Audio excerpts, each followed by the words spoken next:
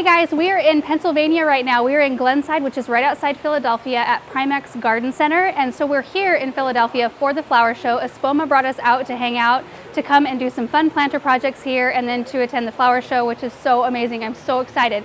I've actually seen a few pictures on Facebook already, and it's just kind of like whetting my appetite. So what I'm doing here at Primex is they've let me have free reign of all their stuff. So I was able to go through their containers, their houseplants, succulents, whatever I wanted to do to create a couple containers. So that's what I'm gonna do. I'm gonna go pick out some stuff. I don't even know what I'm gonna do yet. So I am just gonna walk around and you guys just enjoy the view because it's beautiful. It's supposed to start snowing here tomorrow. And so we're in a heated greenhouse and it's cold outside and it's just, life's good. I love using bonsai pots, so I'm thinking I'm gonna do a succulent arrangement of some kind. I love this one, but it's really tiny. So I think I wanna try to find kind of a medium-sized one. Yeah, they're bonsai. Like, this is perfect, and I love the color. So I think I'm gonna go with this, and then I'm gonna go pick out some plants. So these are all little, look at this. Like little tiny cute cacti, a whole bunch of them. And really just cute miniatures for this type of garden. So I think what I'm gonna do is pick out a bunch of like, maybe something to complement this color, so something maybe a little bit more monochromatic. So maybe a few of these. Ooh, this is gorgeous. This is a white beauty aloe, look at that. And then of course, I gotta have some height, so a taller aloe. I think I also wanna put together a fairy garden, and I think it would be really cute to use a few little gnomes and some fun stuff. So I'm just gathering up a bunch of stuff. I probably will only use a few pieces, but I always like to have a lot to choose from. Perfect. I'm making a little room in my box because I just walked past all of these beautiful ferns, and I think that's the direction I'm gonna take this gnome garden because I kind of want it to feel kind of woodland-esque, and I think that this will help accomplish that. So I'm just gonna grab a few of these. Like, doesn't that just make you feel like forest? It's so pretty. I'm gonna grab a few more, maybe this one. Gotta have some bold, like some bold with that ferny texture. And then I think what I'm gonna do, I saw earlier, look at these. Yeah, I spotted these earlier and I thought, oh, it'd be so fun to use some of these. So these are like little mini African violets. And what I'm gonna do, since these don't have the same water requirements, I'm just gonna set these down in the soil in their pots, so that their roots aren't exposed to all the water that the ferns are getting. And I've done that several times in pots and they do really well. So I'm gonna grab a few of these.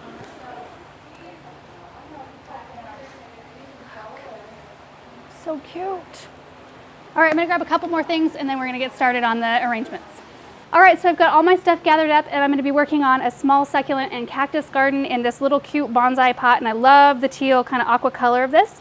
And then I'm gonna be putting together a fairy garden, and I'll show you that pot when I get ready to do that project. So we'll see how these all turn out.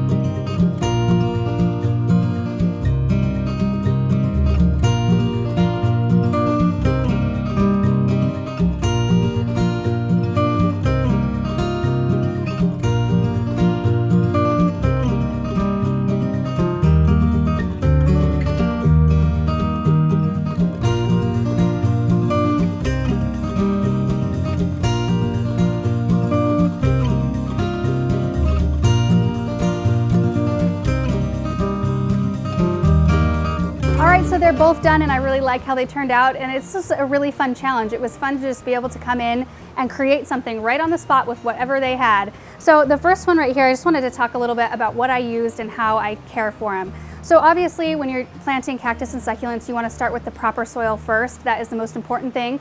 So I like to use organic cactus mix from Espoma. I've been using it for years and I really like the texture of it, and I like that it's fast draining. My succulents seem to be really happy in it, and I do get asked that quite a lot, what kind of soil I use. So that's it. I used quite a few plants in this arrangement, and that's another thing I get asked about a lot. How many can you put together and still have them be healthy? Well, if you pack your succulents in this tight, it actually slows their growth rate down quite dramatically, and they will stay like this for quite a long time. So I could expect to get about a year out of an arrangement like this without any major grooming or overhaul on the plants. You might need to, with the sedums, you might need to pop one out here or there just to make a little bit of room and then groom off any dead leaves or anything like that, but nothing major. So in this arrangement, I've got a couple of different aloes, echeveria, some kalanchoe, some miniature sedums, and 3 little cacti. And I think it looks really pretty together. I kind of went with the monochromatic theme, so nothing really contrasty, something a little bit more cool, and I don't know, I think it's really pleasing to look at. And I would fertilize mine about every 2 to 4 weeks. It depends on the time of year, so it depends on how often I'm watering. So in the wintertime, I'd probably go every 4 weeks because they're not growing as actively.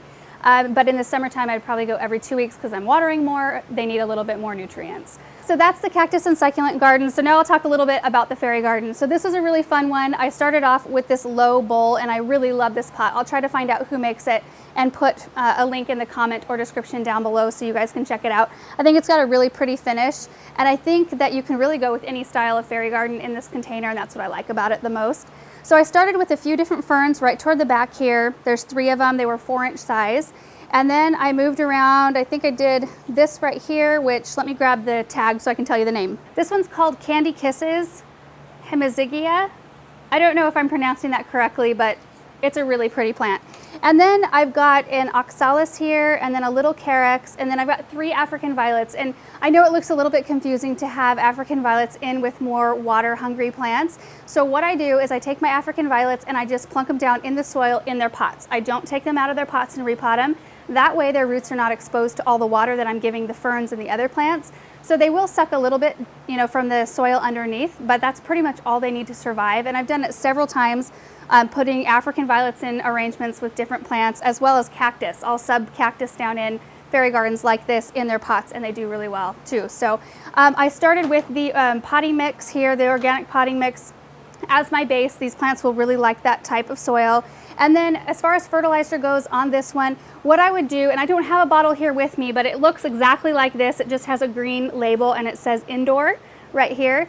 And I would use that every 2 to 4 weeks on a fairy garden like this. So anyway, thank you guys so much for watching. I hope that you enjoyed seeing these arrangements come together. It was really fun for me to be able to be in a different location, like a totally different garden center on the different side of the country, doing arrangements like this. And I really want to give a huge thank you to Espoma for bringing us out here to do this and to be able to go to the Philadelphia Flower Show, which we will be putting together a video for you guys to see. So thanks so much, and we will see you in the next video. Bye.